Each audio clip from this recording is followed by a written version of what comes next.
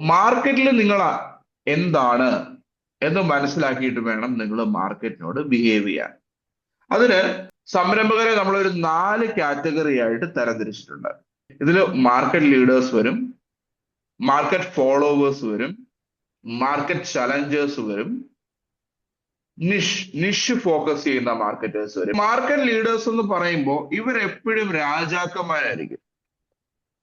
ഇവരുടെ കയ്യിൽ ഇമ്മൻസ് ആയിട്ടുള്ള ഫണ്ട് ഉണ്ടാവും.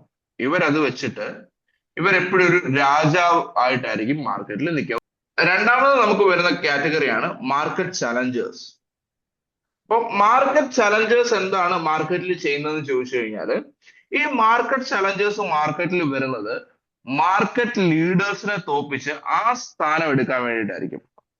മൂന്നാമത്തെ സെഗ്മെന്റ് ആണ് മാർക്കറ്റ് ഫോളോവേഴ്സ്. അപ്പൊ മാർക്കറ്റ് ഫോളോവേഴ്സ് എന്താണ് ചെയ്യുന്നതെന്ന് ചോദിച്ചു കഴിഞ്ഞാൽ, മാർക്കറ്റ് ഫോളോവേഴ്സ് എപ്പോഴും ചെയ്യുന്നത് മാർക്കറ്റ് ലീഡേഴ്സ് എന്താണോ ചെയ്യുന്നത് അതിന്റെ കോപ്പി, അതേ പാറ്റേൺ തന്നെ കോപ്പി അടിച്ച് അവരുടെ ബിസിനസ്സിലേക്ക് കൊണ്ടുവരും.